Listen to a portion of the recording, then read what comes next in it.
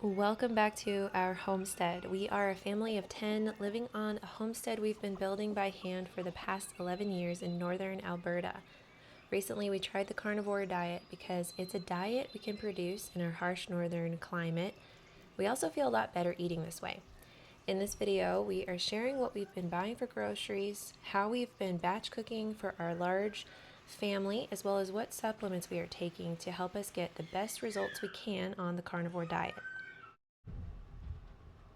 Okay, so towards the end of this video, I am going to get into the dollars of what we've been buying on carnivore for where we are located, as well as for how many people we're feeding on carnivore.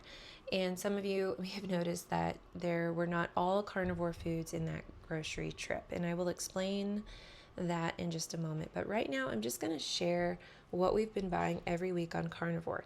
We do rotate our meats. And one of the things that we rotate is chicken thighs. We were eating a ton of ground beef and we were getting really tired of it. We wanted some variety. So we buy 6 packs of these bone-in chicken thighs. Also, they're nice and fatty. And I save the bones and I make broth, and I'll share that throughout the week. And then we have frozen burgers. Put those into the freezer. And then we have pork belly, which is what we have for most of our breakfast throughout the week. And I'll share how we cook that in a bit. And then this is our dairy section. We've got the Greek yogurt, 8 gallons of whole milk, several varieties of cheeses that we can tolerate and fit in our budget. And then we have butter to make butter bites.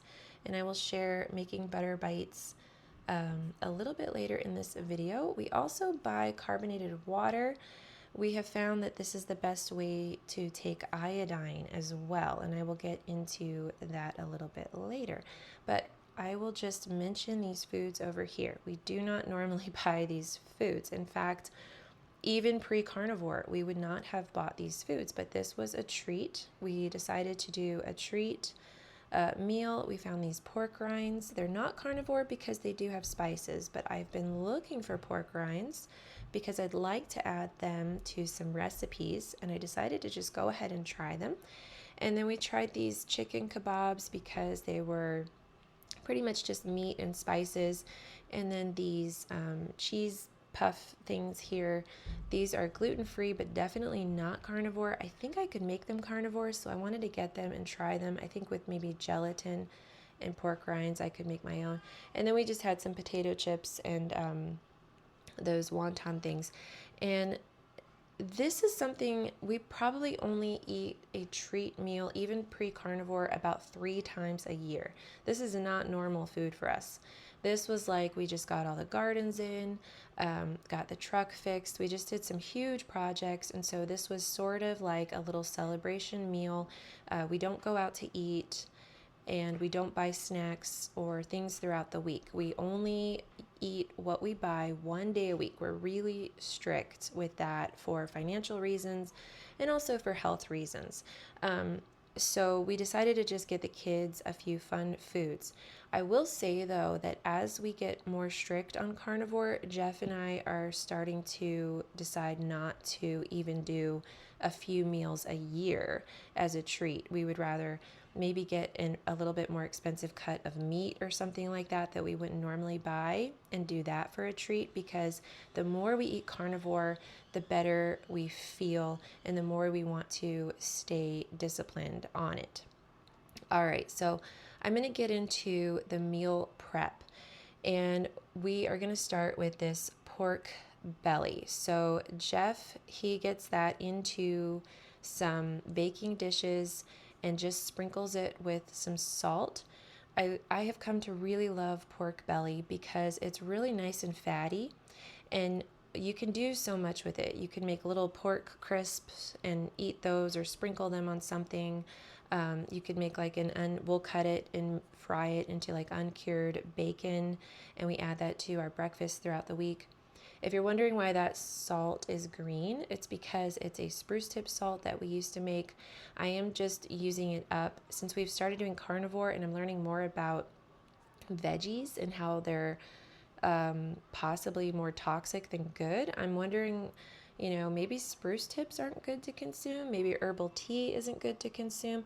I'm not entirely sure. I'm still on the fence about all of that because we love to harvest herbal teas and make them and add them to our meals. So if anybody has any more information on that, I would really love for you to comment and let me know your opinion, or if you have a resource that you'd like to share with me. I'd be very interested to learn more about that. All right, so here's that pork belly. This is what we have for breakfast most mornings is the pork belly with eggs, and we'll do boiled eggs, poached eggs, cheesy scrambled eggs. Some of my kids will add some Greek yogurt to that. My toddlers will have some whole milk, and then Geoff and we drink coffee. I know that's not carnivore, and in actual fact, a couple of my kids drink coffee. So that is what our breakfast looks like most mornings. Okay, so I have more food prep and how we use those foods throughout the week coming up, but I am just going to share a little bit about the supplements that we have been using on Carnivore. I used to buy a lot of supplements and I spent a lot of money. Something I love about Carnivore is we are not taking as many supplements, which is saving us a lot of money so that we can put more money into our food.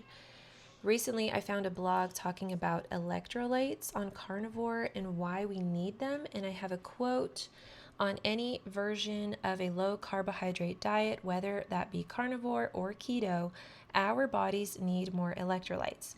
This is because when insulin levels are low, as they are when we restrict carbohydrates, the kidneys excrete more sodium, and this disrupts other electrolytes as well.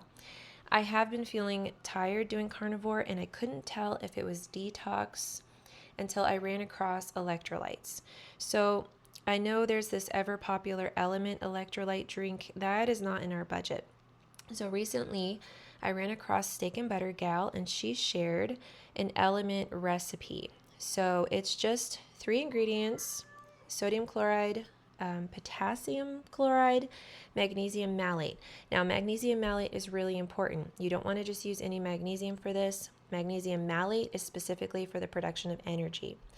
So I mix those 3 ingredients up, and I will write the recipe out in the description of this video, along with the weights of how much of the powdered drink that I make, how much I add to liquid. So I added it to carbonated water because I actually like it in carbonated water. It does remove some of the carbonation, but it tastes better than if I put it in regular water.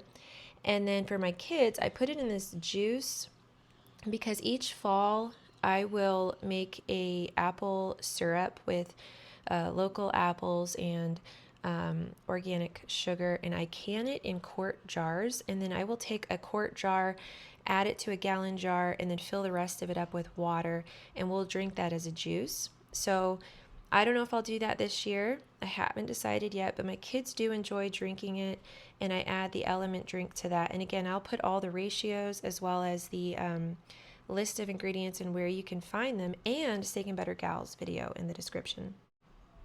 Okay, other supplements on Carnivore. I am only giving my family 3, starting with this Lugol's J. Crow iodine, and I will put a link to that in the description of this video. I'm not affiliated with them. I've just been taking this iodine for the past 11 years, and iodine is so important for basically every single organ in the body, and I can share a podcast on that as well in the description of this video. And then D3, we only take this in the winter when the sun's rays, where we're located in the northern hemisphere, do not produce vitamin D in our skin. So that's only a wintertime supplement. And then this Activation Products Magnesium, I'm not affiliated with them, but we love them. We've tried a lot of magnesiums, and this one you feel it right away. It doesn't sting. We use it for growing pains for our kids and anxiety, sore muscles. It's the best one we've ever tried. So I'll put a link to that in the description. Now, these 2 vitamins here, I am affiliated with this company. This is for pregnant or breastfeeding mothers, and I tried to wean myself off of this supplement, and I did not feel very well, so I went back on it. This is super nourishing. It's the best prenatal, postnatal I have ever tried, and I will have their website in the description of this, along with a coupon code that you can use.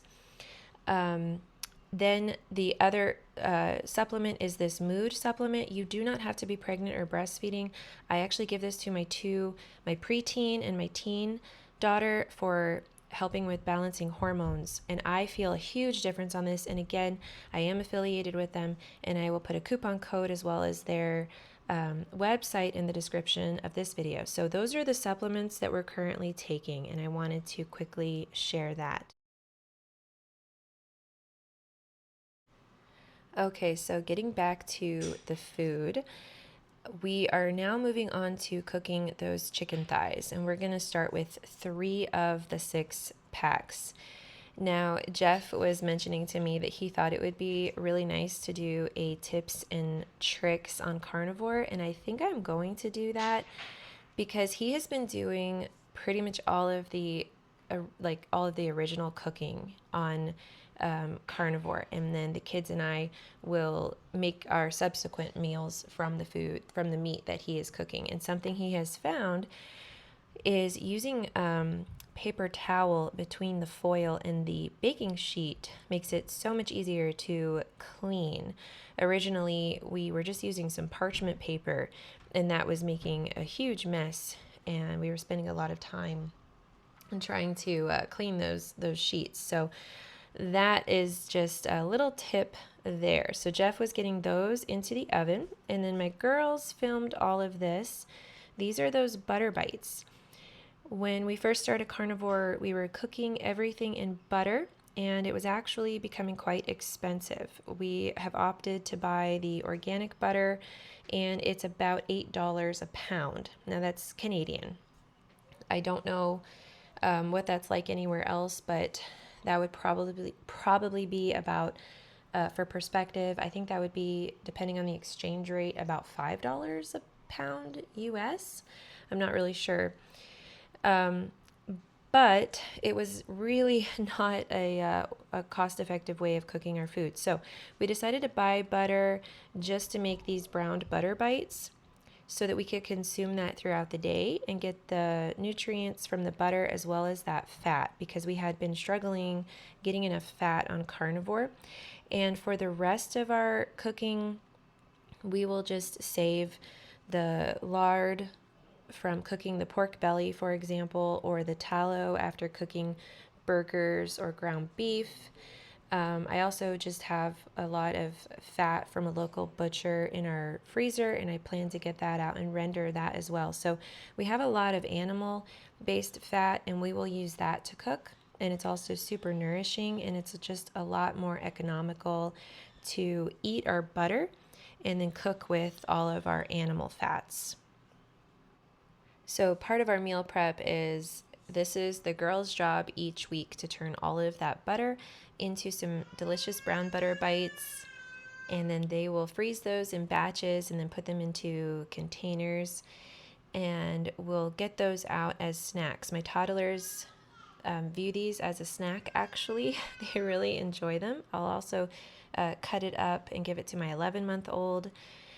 It's just a really nice, easy first food for her. And then my toddlers also enjoy having this with a little glass of whole milk. Okay, so here's that chicken that Geoff was preparing and cooking. And these are the first 3 packs of chicken thighs. We'll cook the second half of those packs in a couple of days. We always cook within the best before date on the fresh meat. And then any frozen meat, like the burgers, for example, we'll just put those in the freezer and we'll pull those out later. And I actually forgot to film cooking those burgers, but that was another meal that we did. It was like 3 cheeseburgers and cheese, and I can't remember what else we added to it, but we added some other stuff to it. But this is the chicken thigh meal, and it's just the chicken thighs and cheese, and it's actually really filling. And then the rest of that chicken we'll put into the refrigerator for another meal. And then here's that pork belly again, and we added it to some poached eggs.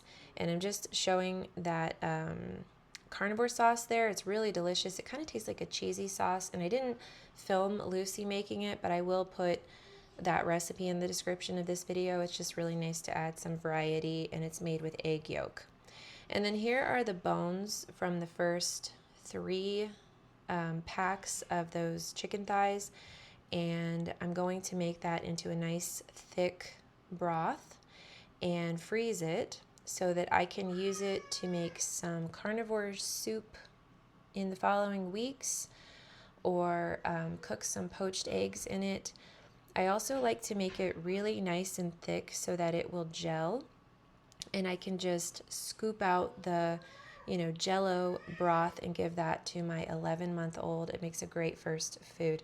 And I'm just showing this little salt pot. Geoff made a little notch in there so I could fit my spoon in it, and have been telling Geoff and Gabe that I would love it if they could make those and put them in our online shop. So maybe we'll have some of those in our shop in the future, because I really love that little salt pot. All right, so here, this is the second batch, the second 3 packs of those chicken thighs, and these all have spices on them. I know we've only been carnivore for a few months. We have a ton of spices in the cabinet. We don't want to throw them out, so we're going to use them. And one of those is a curry chicken with milk. And then we've got salt and pepper and paprika. And I don't know, maybe we won't do spices once we use up all of our spices, or maybe we'll find some that we can tolerate, because we do enjoy them. But honestly, if they're not good, if they're truly not good for you, we might move to just strict carnivore and not do any spices. But for right now, we're using them because we have them. And then here's the broth. I let it simmer for a couple of hours, and then I'm just removing the bones before I strain it. I'm going to let it cool, and then I'm going to pour it into some silicone molds and freeze those, and then pop them out and put them into a Ziploc bag so that I can draw from those throughout the following weeks. I don't do this every week, but I try to do it so that I can have a really nice stash of broth in the freezer, because it's just really convenient if I want to make a carnivore soup. I'll add these to my Dutch oven with some ground beef and some salt. I'll bring it to a simmer, and then I'll add in some eggs, like an egg drop soup, and they sort of make like an egg, kind of like a carnivore noodle soup is what we call it. And then we'll top that with some cheddar cheese. And then also something I haven't tried yet, but I would like to try, is taking some of that broth and simmering it and doing some poached eggs in it. Just whatever we can do to get as many nutrients into our diet as possible. Okay, so I'm just going to share one of the last meals that we did. This is all of those, these are all of those chicken thighs. So we cooked those up. We ate half this night, and then we put half in the refrigerator, and I'm just going to share what we did with the other half in a little bit. I am going to wrap this video up, and I'm just going to share what we have been spending on carnivore for our area. But first, I'll just describe what we did for the breaded chicken. These are those pork rinds that I showed at the beginning of the video. I really want to find plain pork rinds, because I do think that the spices in these bothered us. I just haven't been able to locate plain ones. These are the only ones that I could find at Costco. It was still really delicious. I just dipped the chicken. It's already cooked. It's been in the refrigerator. I dipped it into an egg wash, and then I coated it in those pork rinds, and then we baked it. We also had potato chips left over from our treat meal that we had at the beginning of the week. We're probably not going to buy those again. They were pretty basic though, just potatoes, salt, and I don't know what it was for the oil. I don't know if it was coconut oil. I can't remember. But Geoff went ahead and took the rest of those potato chips as well, and we breaded the other half of the chicken thighs with those. So that's the last thing I'm going to share, other than what we have been spending on groceries. So we live very remote, and our groceries in our area have always been more expensive. Our nearest major city is about 4 4 to 5 hours away. So keeping that in mind, also the numbers are in Canadian. So we've been trying to spend $550 a week. That's for 10 people, remote northern Alberta. And to put that into perspective, that's about $360 to $400 USD. And I know that sounds like a lot, but we are feeding 10 people. We also did that budget based off of what our nutritional needs are, because we wanted to make sure that all of our kids were getting the proper amount of protein for proper bone growth and hormones and all of that. And we just, we wanted to make sure that we could afford it, but also that we were feeding our kids appropriately. And we do stay really strict with that. We shop 1 day a week for groceries. We do not buy anything outside of that. We don't go through drive-thrus or anything like that.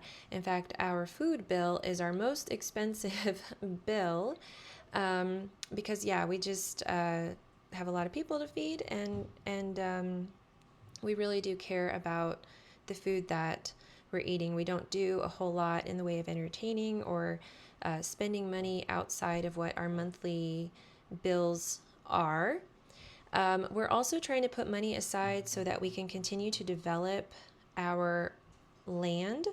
I've shared in several other videos that we bought raw land and it was completely treed, and we did a self-build. So for 11 years, we've been slowly clearing, building what we need in that clearing, and then spreading out to clear another area and then build what we need in that area. So this year, we've got our house and our shop and our greenhouse and chickens in. We would like to move back further and clear an area so that we can have a milk cow and slowly build up our homestead so that we can actually produce the carnivore diet, because we have found that it's a lot easier to raise animals than try to grow food in our harsh climate here. So I'm going to wrap it up here, and I'd love it if you left me a comment, a suggestion, and I hope that you guys enjoyed the video. Thanks for watching.